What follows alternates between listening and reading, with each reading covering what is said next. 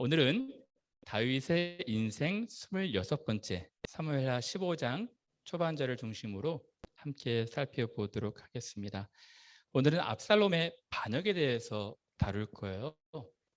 압살롬의 반역, 또 반역이 어떻게 진행이 되는지, 또 다윗이 도망, 다시 이 반역이 실패한 것까지 함께 할 생각이었는데 너무 길어질 것 같아서 짧게 압살롬의 반역을 중심으로만 살펴보도록 하겠습니다. 다윗의 전반전 인생은 굴곡도 많았지만 하나님과 함께하는 귀한 시간들이었어요. 왕이 된 이후에 다윗이 밧세바를 가늠한 뒤에 참 이 후반전 인생은 참 어둡습니다. 참 고단한 인생을 살아가요. 그의 죄로 인하여 아들 암논이 또 다말을 폭행하고, 그리고 암논을 압살롬이 살해하죠. 근데 이것을 다윗이 정확하게 치리하지 아니하고 애정쩡하게 애매하게 놔두니까 압살롬이 반역을 일으키는 순간이 되었습니다. 자기 아들, 그렇게 사랑했던 아들로 인해서 쿠데타가 일어난 것입니다. 아빠로서 얼마나 참 마음이 그랬을까요? 압살롬의 반역 어떻게 진행이 되고 어떻게 준비가 됐는지 함께 살펴보도록 하겠습니다. 오늘 본문입니다. 그 후에 압살롬이 자기를 위하여 병거와 말들을 준비하고 호위병 50명을 그 앞에 세우니라. 그 후에라는 단어가 있죠. 그 후에 언제일까요? 지난주에 함께 살펴보았던 것처럼 압살롬은 형 암논을 죽이고 이제 그술이라는 지역에 3년 동안 도망갑니다. 도망가고 나서 다시 예루살렘으로 오죠. 왔지만 다윗은 용서하지 않아요. 어정쩡한 용서. 그러니까 용서한 것 같기도 하고 용서하지 않은 것 같기도 하고 그냥 가택 연금시키지 않습니까? 2년 동안. 2년 이후에 정치적으로 화해를 합니다. 그래서 다윗이 압살롬을 보고 잠깐 입을 맞춰요. 그 후에 정치적인 화해를 한 뒤, 제스처를 한 2년 뒤에 이 일이 있었던 것입니다. 어떤 일이 있었을까요? 압살롬이 처음에는 반역을 준비하거든요. 반역을 준비하는데 군사도 모으고 민심도 얻고 또 자기의 화려한 화술, 또 화려한 어떤 스킨십들로 민심들을 얻어가지고 4년 동안 쿠데타를 준비한 다음에 반역을 일으키는 것입니다. 결과적으로 이 반역이 성공했을까요? 그렇지 않았습니다. 거짓 기만, 술책, 거짓 선동으로 반역을 일으켰지만 거의 성공한 쿠데타였던 것 같지만 하나님이 개입하셨어요. 그래서 이 반역은 실패로, 무위로 끝나고 맙니다. 그리고 다윗이 잠깐 도피를 하거든요. 도피를 했지만 다시 다윗이 황궁을 하게 되는 것이죠. 그래서 저는 오늘 압살롬의 반역을 중심으로 살펴볼까 하는데 이런 교훈을 좀 얻을까 해요. 거짓은 승리하지 못한다는 것입니다. 압살롬은 자기의 욕심으로 한 나라를 파괴하거든요. 자기가 왕이 되고 싶어가지고 온갖 기만술책으로 왕이 되는데 결국은 진실이 아닌 거짓이 승리하지 못해요. 성공을 거두지 못합니다. 다음 주에 살펴볼 수 있겠지만 달편에서 보면은 다윗은 밧세바를 범한 뒤 한 10여 년이 흐르거든요. 이때까지 다윗의 영적인 회복에 대해서 얘기가 나오고 있지 않아요. 근데 10년 뒤에 오히려 다윗에게는 가장 마음 아팠을 아들로 인한 반역으로 도망갈 때 그때 영혼이 회복이 됩니다. 그래서 환난이 다윗의 영혼을 회복시키고 있는 거예요. 환난은 아프고 고단하지만 그의 영적인 측면에서 보면 그 영혼이 회복된다는 긍정적인 의미가 있었던 것입니다. 저는 오늘 본문을 가지고 오늘 우리들에게 어떻게 적용할지 고민을 많이 했어요. 이렇게 적용이 됐습니다. 다윗은 하나님의 나라의 왕 아닙니까? 근데 하나님의 나라가 압살롬의 거짓 선동, 거짓 술책, 기만으로 파괴가 되고 있어요. 완벽하게 파괴가 되진 않았지만 큰 혼란을 가져다 주었습니다. 그러므로 국가적으로 본다면 한 국가, 한 사회, 한 나라가 거짓 정치인, 정치인들의 거짓 기만, 술책 이거로 선동되면은 나라가 무너질 수 있다는 것입니다. 나라가 큰 혼란 가운데 있을 수가 있어요. 그러므로 여러분들이 정치에 관심이 없겠지만 정치인들을 뽑을 때 잘 뽑아야 돼요. 사실 저한테 정치적인 입장을 물어보는 분들이 계시거든요.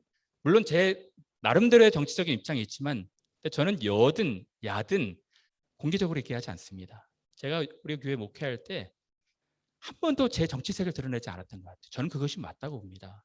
왜냐하면 교인들이 다양한 정치적인 입장이 있지 않겠습니까? 근데 교회가 그런 일들을 앞에서 이야기하자면 본질이 아닌 것으로 사람들이 마음이 나뉘게 되는 거예요. 그래서 될 수 있으면 제가 정치 얘기를 안 하거든요. 그것이 맞다고 보고. 근데 여러분 오늘 부득이하게 정치적인 얘기를 다루니까 여러분들이 한번 생각해 보시는 게 좋을 것 같아요. 잘못된 정치인은 한 나라를 어지럽게 만드는 것입니다. 그래서 정치인들의 이야기를 잘 들으셔야 돼요. 참인지 거짓인지 분별하고 올바른 선택들을 하셔야 하는 것이죠. 사실 제 적용의 초점은 이 나라 국가 사회보다는 하나님의 나라 공동체에 있습니다. 여러분 하나님의 나라도 마찬가지입니다. 진실과 정직이 이 나라의 가치가 되어야 돼요. 거짓이 우리 하나님의 나라 공동체, 교회 공동체에 들어오게 되면 교회는 다 쪼개지는 것입니다. 사람들은 잘 속아 넘어가요.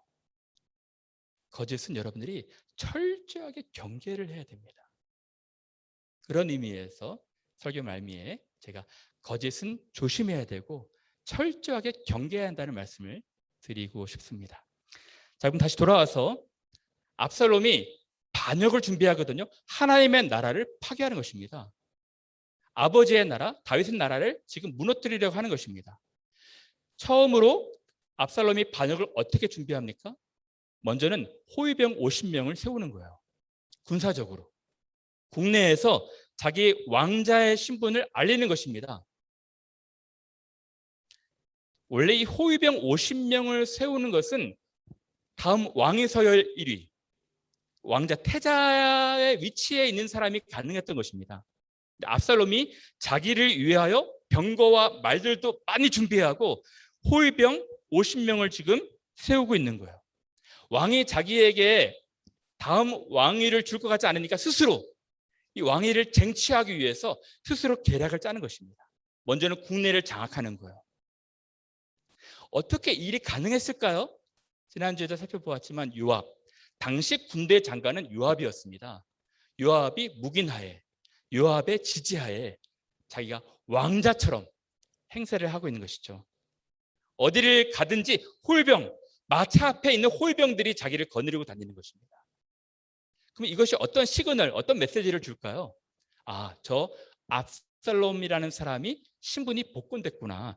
왕이 다음 왕의 서열로 인정하는구나 라고 국내 대신들이 알지 않았을까요?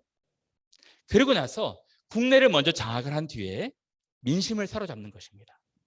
2절 3절에 이렇게 기록되어 있습니다. 압살롬이 일찍이 일어나 성문길 곁에 서서 어떤 사람이든지 송사가 있어 왕에게 재판을 청하러 올 때, 여러분들이 고대 이스라엘 문화를 좀 이해하셔야 될 텐데요. 이스라엘의 왕은 여러 국사를 다뤄야 되는 책임도 있었지만 재판을 해야 되는 책임도 있었습니다. 왕이 재판을 하는 거예요. 솔로몬 아시죠? 솔로몬의 재판. 솔로몬은 왕인데 자기 몸 파는 여인들의 문제를 지금 해결하고 있지 않습니까?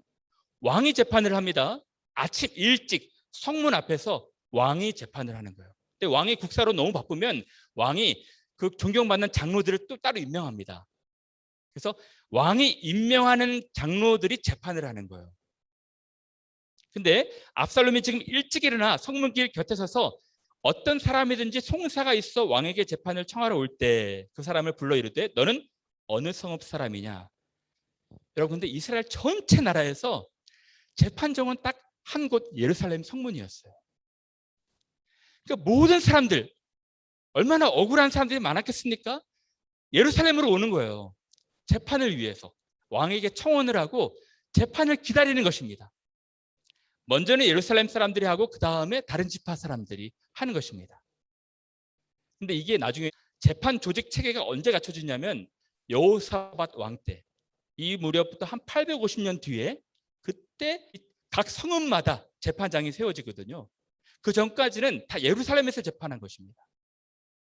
근데 지금 압살롬이 무엇을 하고 있습니까? 아침 일찍 가서 재판을 방해하는 거예요. 어떻게 재판을 방해합니까? 그 사람의 대답이 종은 이스라엘 아무 지파에 속하였나이다 하면 압살롬이 그에게 이르기를 보라, 내 일이 옳고 바르다마는 내 송사를 들을 사람을 왕께서 세우지 아니하였도다. 먼저 사법적인 판단을 자기가 합니다. 내가 볼 때 들어보니까 네가 바르구나, 네가 옳구나. 사건의 진위를 잘 따지지 않고 그 사람을 먼저 원고 이야기를 듣고 원고에게 어떤 좋은 재판을 해주는 것이죠. 자기가 재판장이 아님에도 불구하고. 그리고 현 정부, 아버지 다윗 정부에 대한 반감을 조성하는 거예요. 내 일이 정말 바르고 옳지만 왕이 왜 이렇게 재판을 지연하는지 모르겠다. 아니 빨리빨리 재판을 해서 억울한 사람들의 신원을 좀 들어줘야 되는데 직무 태만 아니냐? 자기 직무를 방기하고 있는 것 아니냐? 그러니까 반감을 형성하는 거예요. 다윗이 일이 얼마나 바빴겠어요. 설마 그랬겠습니까? 원고 입장에서 보면 그 재판이 계속 지연되는 것 같고 자기한테 좀 불리하게 하는 것 같고 원망하는 마음이 생길 수밖에 없는 것입니다. 그런 마음을 사는 거예요.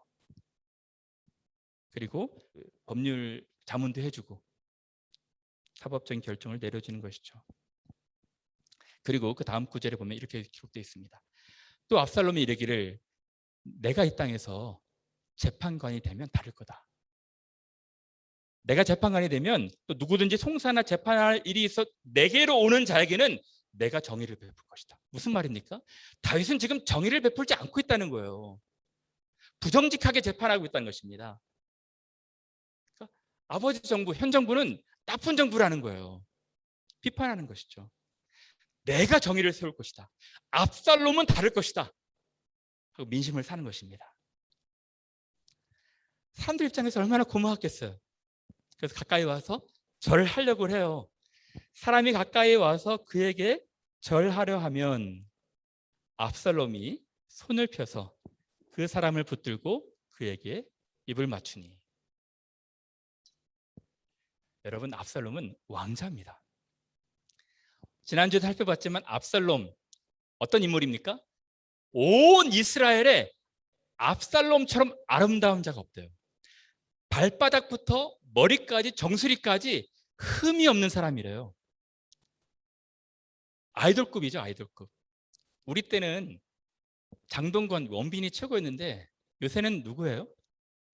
차은우, 이민우? 요새 잘생긴 사람들 너무 많죠. 조각미남들. 압살롬은 조각미남이었어요. 왕자였습니다. 근데 이 왕자의 신분에도 불구하고 너무 따뜻한 포옹을 하는 거예요. 절하려 하고 하니까 그러지 말아라. 너무 격식 없게 겸손하게 호의와 친절을 베풀고 또 따뜻한 뺨을 부비듯이 친절을 베풀 때 사람들의 마음이 어땠을까요? 한번 생각해 보세요. 뭐 차은우 같은 친구가 여기 와서 여러분 따뜻하게 손도 악수도 해주고 포옹도 해주면 여러분 그 손 씻을 수 있겠습니까? 압살롬이 지금 그런 사람이었던 거예요. 오늘날은 외모 지상주의, 외모도 경쟁력이라고 하는 시대잖아요. 저도 한때는 나도 예뻤으면 좋겠다. 예쁜 사람은 얼마나 좋을까라고 생각한 적이 있어요. 근데 생각해보니까 예쁜 사람이 다 행복할 것 같지는 않더라고요. 한번 물어볼게요. 예쁘면 행복합니까? 여러분들 잘 모를 수 있죠. 예쁘면 다 행복하다고 하나요? 다른 분들이? 예? 제가 볼 때는 예쁜 사람도 외로울 것 같아요. 예쁜 사람도 힘들 것 같아요. 예쁜 사람도 외로울 수 있어요. 물론 안 예쁜 사람은 더 힘들죠. 모든 면에서 더 힘들 거예요. 근데 제가 어떻게 생각하냐면 연예인들 얼마나 예뻐요. 외모 화려하지 않습니까? 연예인들이 다 행복한 거 아니더라고요. 결혼하면 또 그 결혼도 오래 못 가고 깨지는 경우도 많고. 그래서 외모가 다가 아니구나. 그분들이 그런 얘기를 해요. 저는 잘생긴 사람이랑 결혼했는데 이 결혼 생활이 행복하지 않고 차라리 성격 맞는 사람들, 말 잘하는 사람들, 내 말을 잘 이해해주는 사람, 따뜻하게 말해주는 사람이 더 좋을 거래요. 어떤 분한테 제가 얘기를 들어보니까 제일 싫어하는 아내상, 남편상, 엄마상, 아빠상, 제일 싫어하는 엄마, 아빠상, 아내, 남편상이 누굴까요? 말을 듣기 싫게 하는 사람들이래요. 말을 해도 꼭 듣기 싫게 하는 사람들. 근데 말을 따뜻하게 해주고 부드럽게 해주면 얼마나 감동이 될까요? 여러분, 압살롬이 바로 그런 사람이었던 것입니다. 압살롬은 매력적인 외모를 가졌을 뿐만 아니라 매력적인 화술도 가지고 있어요. 야, 내가 들어보니까 참 어려웠겠구나. 내가 정의를 세워줄게. 그리고 매력적인 외모, 매력적인 화술뿐만 아니라 깊이 공감하고 이해하고 친절하게 호의를 베풀어요. 왕자가. 물론 이것은 거짓 기만 술책이었습니다. 근데 이 압살롬의 여론, 지지율 떡상하지 않겠습니까? 많은 사람들이 이제 압살롬, 압살롬, 압살롬 하게 된 거예요. 그래서 그 다음 구절에 보면 이렇게 기록되어 있습니다. 이스라엘 무리 중에 왕께 재판을 청하러 오는 자들마다 압살롬이 행함이 이와 같아서 이스라엘 사람의 마음을 압살롬이 훔치니라. 여러분, 이스라엘 사람들의 마음을 압살롬이 얻으니라 라고 말하고 있지 않고요, 훔쳤다라고 말하고 있습니다. 스틸, 도적질했다는 거예요. 이 도적질은 8계명과 같습니다. 도적질하지 말아라. 남의 소유를 뺏어오는 거예요. 다윗은 그렇지 않았죠. 다윗은 신실하고 성실하게 살아가니까 주변의 사람들이 많이 붙었어요. 그들의 마음을 얻은 것입니다. 충성을 다하는 용사들이 있었잖아요. 압살롬은 그들의 마음을 강탈한 거예요. 무엇으로? 거짓과 기만과 술책으로, 속임수로. 정부 반감을 사기 위해서 없는 일도 막 만들면서. 여러분, 한 국가에, 한 나라에 이러한 정치인들이 있을 때 그 나라는 불행한 거예요. 거짓 선동해서 여론을 조성해가지고 자기를 따르게 하고 반감을 사게 하고, 그럼 나라가 무너지든지 아니면 큰 혼란이 있게 되는 것입니다. 그런 의미에서 여러분들이 잘 경계해야 돼요. 문제는 근데 잘 속아요. 사람들이 보이는 것, 외모, 화술, 보이는 언변. 그래서 그 열혈 지지자들이 막 생기잖아요. 여든 야든. 참인지 거짓인지 잘 분별하려 하지 않고 무조건 믿어줍니다. 그래서 나라가 갈리는 거예요. 하나님의 나라 공동체도 마찬가지인 것이죠. 자, 이제 4년 동안 무려 압살롬의 사람들의 마음을 훔치는데, 여론을 조성하는데 어느 정도 차근차근 기간을 쌓아갑니까? 4년 동안 그런 거예요. 다음 구절에 이렇게 기록되어 있습니다. 4년 만에, 4년 동안 민심을 자기 편으로 이끌어서 반역을 철저하게 준비합니다. 준비한 다음에 왕을 찾아가는 거예요. 왕한테 이렇게 부탁합니다. 4년 만에 압살롬이 왕께 이르되 내가 여호와께 소원한 것이 있사오니 청하건대 내가 헤브론에 가서 그 소원을 이루게 하소서. 당신의 종이 아람 구슬에 있을 때 소원하기를 만일 여호와께서 반드시 나를 예루살렘으로 돌아오게 하시면 내가 여호와를 섬기리이다 하였나이다. 무슨 말이냐면, 아빠, 아버지, 제가 남쪽 헤브론에 가서 예배하고 싶습니다. 제가 약속했던 것, 소원했던 것 예배하고 싶습니다. 허락해 주세요 하고 왕한테 부탁을 하는 것입니다. 그리고 이 쿠데타 반역 거사를 헤브론에서 행하는 것입니다. 헤브론은 거사지였어요. 그러면 질문입니다. 왜 헤브론이었을까요? 왜 예루살렘이 아니라 헤브론에서 반역을 도모하고 반역을 일으켰을까요? 압살롬은 기가 막힌 사람이었습니다. 기가 막히게 사람들의 마음을 이용한 거예요. 헤브론이 어떤 곳입니까? 지금까지 여러분들 저를 잘 따라왔던 분들은 아실 거예요. 헤브론이 어떤 지역입니까? 다윗이 도피 생활을 다 마감하고 왕으로 추대되어서 7년 동안 왕으로 있었던 곳이었습니다. 헤브론에서 7년 통일왕국이 돼서 예루살렘으로 수도를 천도하지 않습니까? 그러면 압살롬이 왜 헤브론을 정했을까요? 헤브론 사람들의 민심이 섭섭함을 이용한 것입니다. 원래 헤브론은요, 다윗이 왕이 되었던 수도였어요. 정치, 경제, 사회, 문화의 중심지였습니다. 근데 다윗이 이제 통일왕국의 왕으로 수도를 옮기잖아요. 예루살렘으로. 그러면 헤브론의 민심이 어떻겠습니까? 옛날에는 거기가 수도였기 때문에 정치, 경제, 사회 중심 모든 것의 이권이 다 거기에 있었는데 옛날에 화려했던 것이 다 하물간 과거의 모습이 되지 않았겠습니까? 그래서 다윗 왕한테 섭섭했던 거예요. 사람들은. 헤브론 사람들은. 그것을 이용하는 것이죠. 그래서 헤브론에 가서 자기가 왕으로 선포하는 것입니다. 다윗 왕은 둔감했던 것 같아요. 잘 몰라요. 그래서 왕이 그에게 이르되 평안히 가라. 예배하고 와라.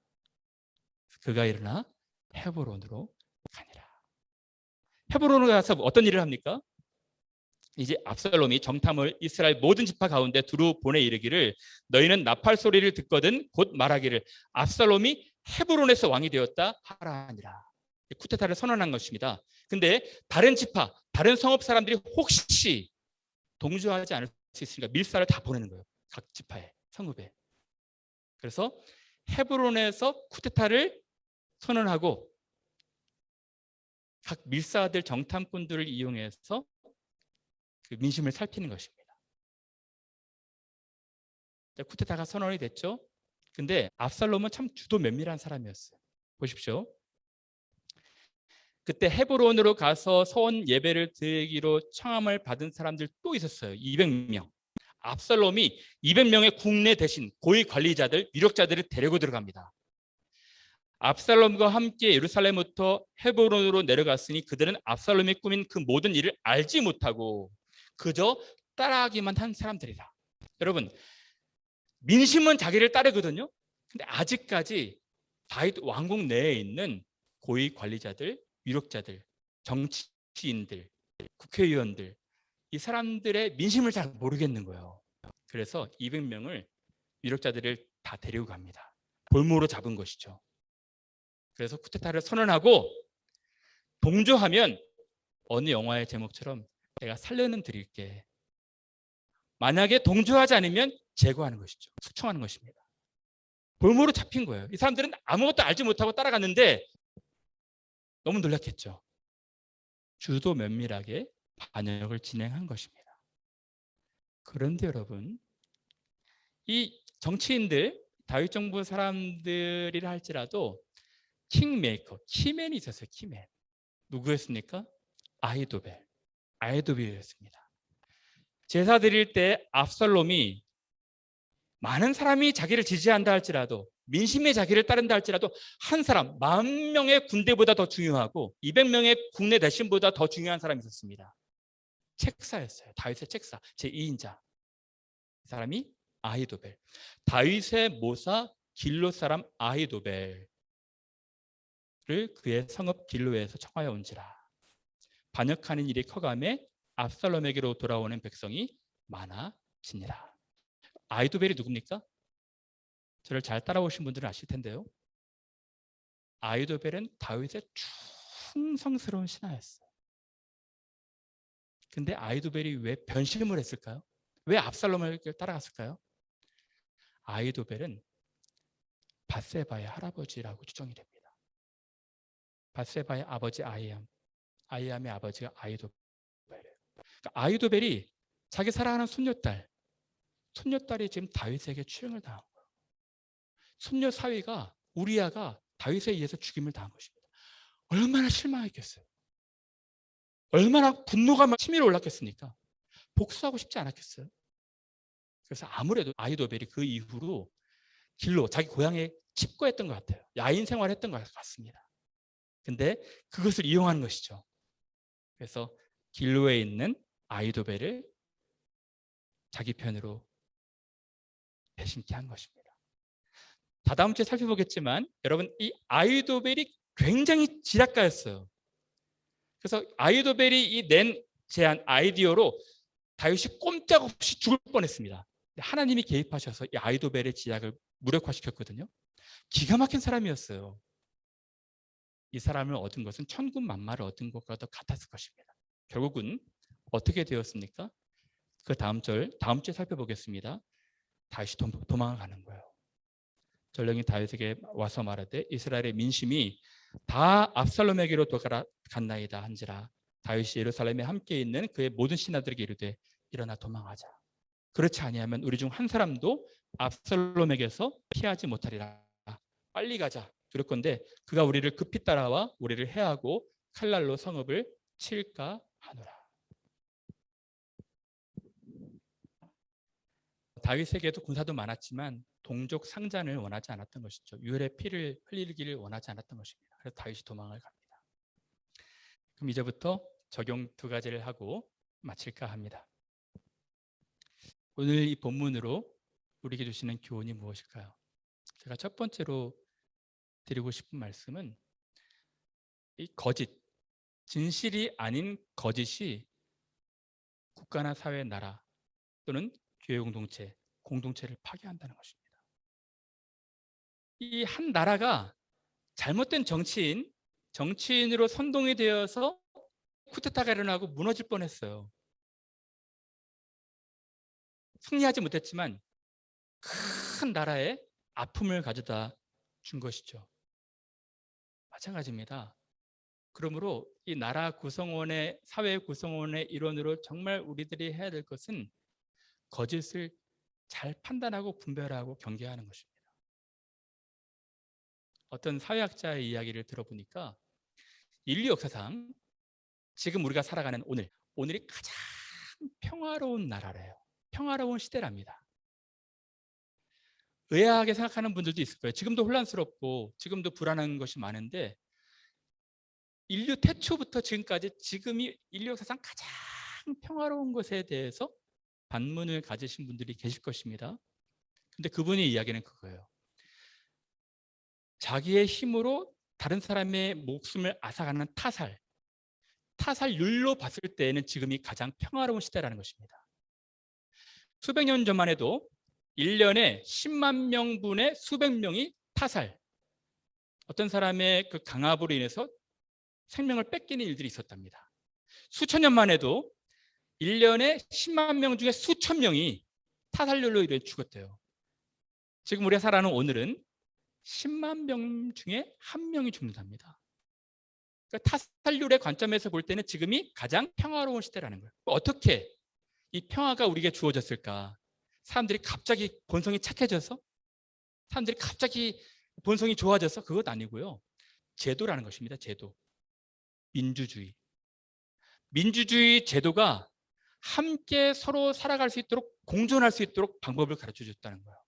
배려하고 존중하고 공존하는 방법들을 찾아갔다는 것입니다. 그런데 이 민주주의의 적이 무엇입니까? 여러 가지가 있겠지만 거짓, 정직하지 않은 것, 거짓 선동가들, 정치인들. 그러므로 이 나라가 혼란스러워지는 것은 거짓이에요. 거짓. 그런 의미에서 거짓을 조심해야 되는데 사람들이 너무 잘 속는 것입니다. 저는 오늘 나라 사회보다도 오늘 교육공동체에 적용을 하고 싶어요. 여러분, 하나님이 세상을 창조하셨을 때부터 이 세상의 끝까지 하나님 나라 공동체의 전쟁은 거짓과 진실의 전쟁이에요. 하나님의 나라가 처음 창조되었죠. 근데 사단이 들어옵니다. 거짓의 아비 사단이 이 나라를 망가뜨려 버린 거예요. 그 이후로 이 하나님의 나라 교회공동체는 계속 거짓에 유린당하고 있어요. 그래서 여러분, 구약성경을 보시면 하나님이 가장 강하게 우리에게 말씀하신 것이 무엇인지 아십니까? 거짓 조심하라는 거예요. 하나님이 제일 싫어하는 사람들이 거짓 선지자들이었습니다. 여러분, 구약시대 때에도요, 거짓 선지자들이 너무너무 많았어요. 그래서 가나안 땅에 들어간 이스라엘 백성들, 그들이 발람 선지자들, 바알 선지자들, 이 사람들이 하나님 마음 백성들을 다 빼앗는 것입니다. 세상 바라보게 하는 거예요. 그래서 예레미야, 이사야, 학개, 스가랴, 말라기 선지자들이 거짓 선지자들 조심하라, 거짓 선지자들 말하고 있지 않습니까? 신약은 어떨까요? 신약도 똑같습니다. 예수님께서 거짓 선지자들 삼가라 말씀하시잖아요. 민간에 거짓 선지자들이 많이 일어났다.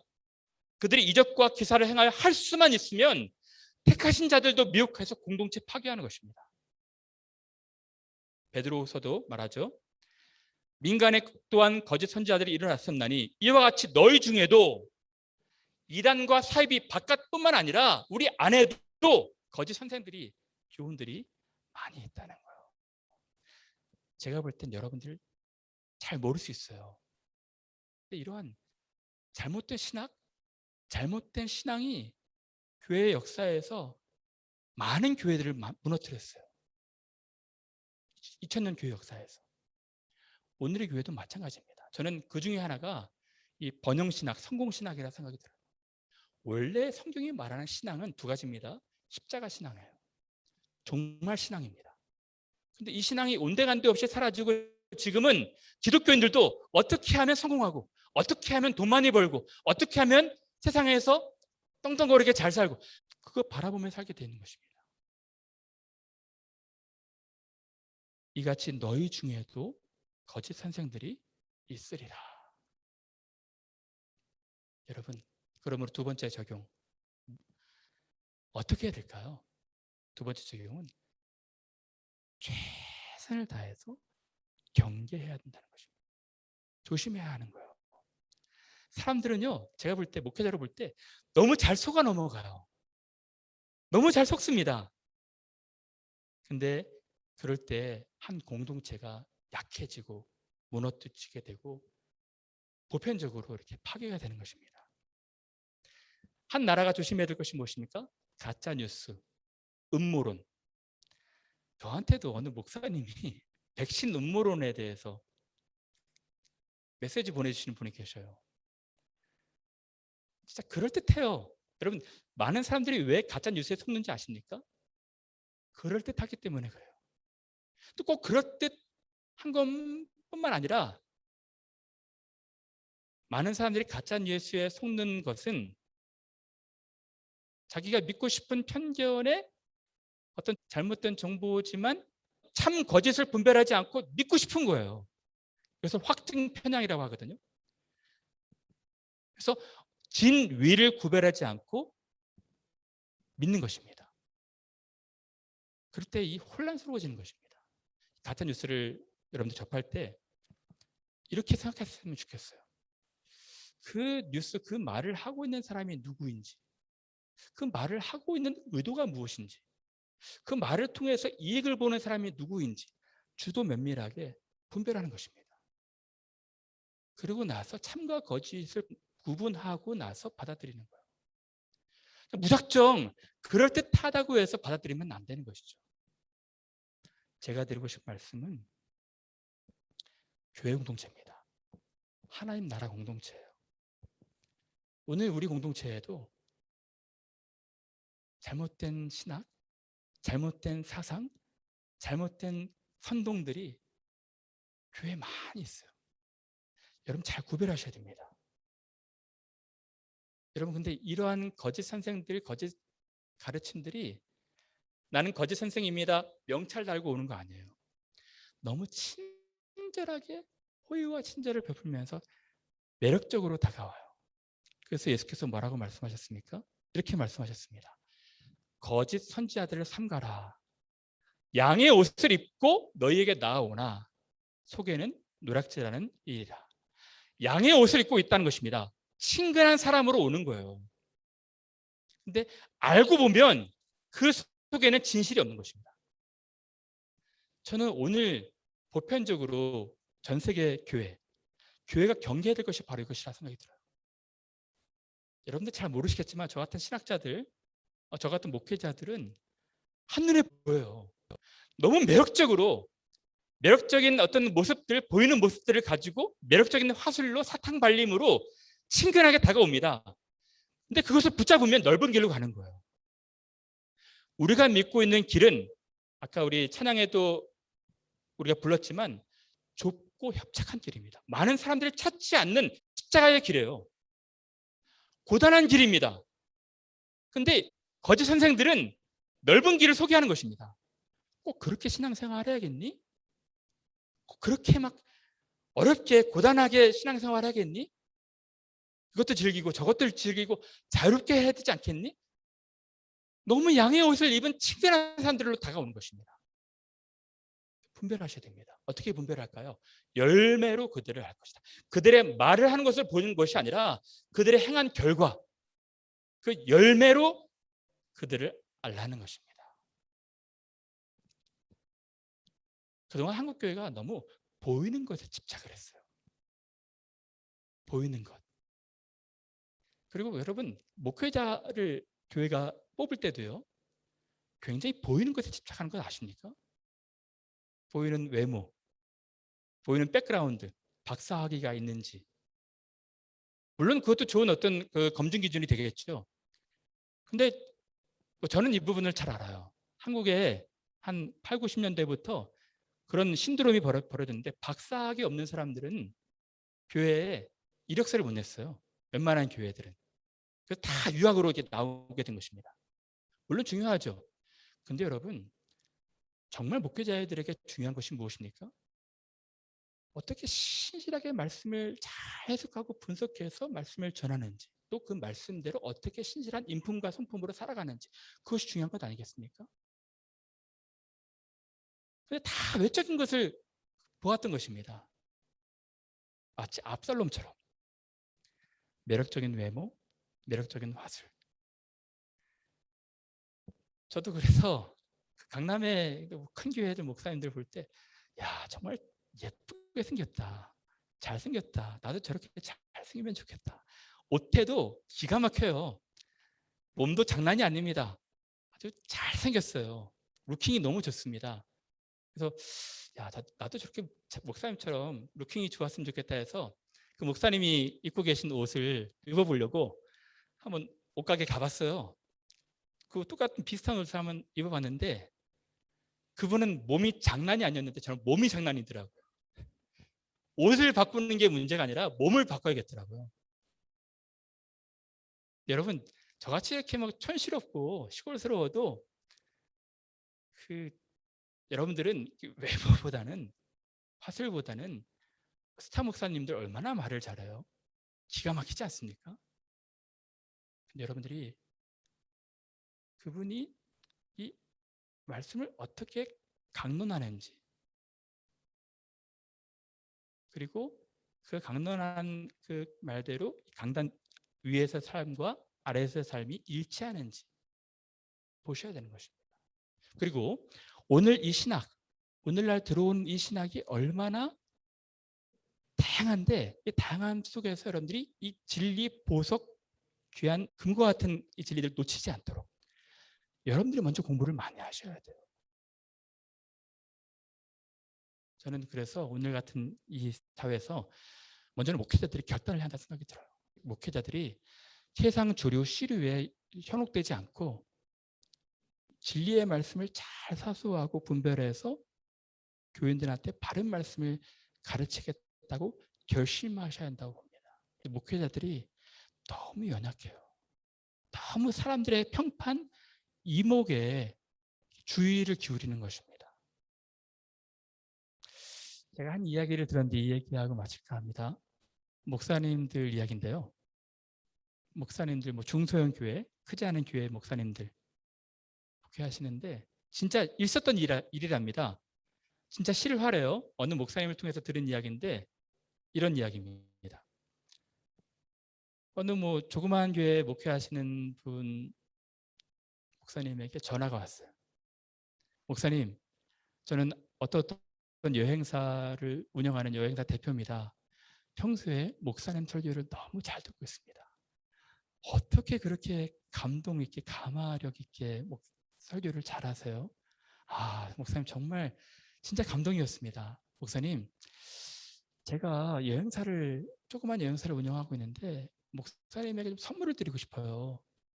2박 3일 여행 상품이 하나 나왔는데 저희 여행사에서 모든 비용을 다 댈 테니까 목사님 꼭 이 상품에 참여하셔서 쉬고 오셨으면 좋겠어요. 그 이야기를 들으면 목사님 얼마나 좋을까요? 자기는 유명하지도 않은데 자기한테 감동을 받는데요. 교인들한테는 듣지 못하는 이야기인데 어느 여행사가 알지도 못하는 분이 전화 와서 감동받는다잖아요. 또 쉬고 오라고 하잖아요. 비용은 다 되겠다고. 그래서 알겠습니다 하고 가봤는데 자기만 초청받은 것이 아니라 한 100여 명이 온 거예요. 중소형 교회 목사님들이. 그래서 2박 3일 동안 여행 잘했죠.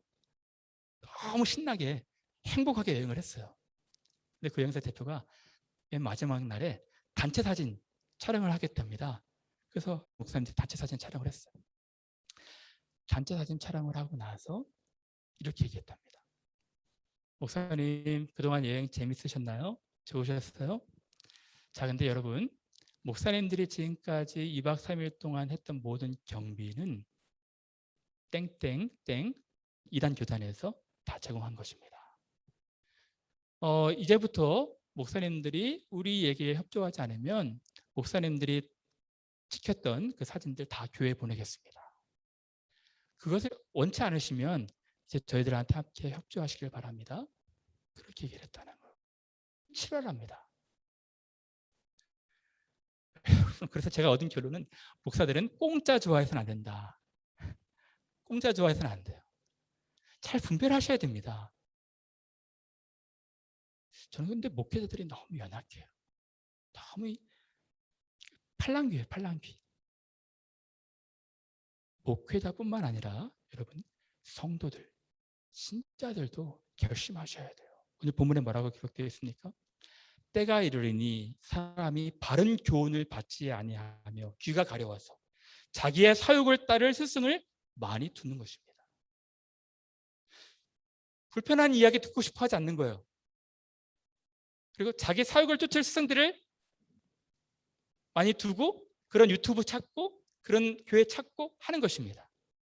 자기 마음도 편하고 양심도 편하고 자기의 죄도 건드려주지 않으니까 자기가 추구하고 있는 것 오히려 지원하니까 그래서 교회가 다른 길로 가게 된 것입니다. 넓은 길로 가게 되는 것입니다. 정리합니다. 사랑하는 여러분, 오늘 이 압살롬이라는 잘못된 정치인, 거짓 정치인이 어떻게 선동해서 사람들의 민심을 사서 잘못 사가지고 한 공동체가 무너지려는 위기에 있었던 것을 보았죠. 하나님의 나라도 마찬가지인 것입니다. 하나님의 나라도 잘못된 거짓이 온 공동체를 망가뜨릴 수 있는 것입니다. 그러므로 여러분들이 이 거짓은 경계해야 되는 거예요. 속아 넘어가서는 안 됩니다. 적어도 우리 캠브리지 아닌 교회는 그런 교회가 됐으면 좋겠어요. 하나님의 말씀의 진리에 입각한 예수 그리스도의 진리의 발판 위에 선 진리의 깃발을 세우고 흔들리지 않는 세상의 시류에 현혹되지 않는 그런 교회가 됐으면 좋겠어요. 하나님 말씀을 두려워하고 하나님 말씀을 존중하고 말씀하신 그대로 살아내는 그런 교회가 됐으면 좋겠어요. 여러분 저와 함께 오늘의 이 시대에서 좁은 길, 진실의 길들을 가는 귀한 분들 되시기를 간절히 바랍니다.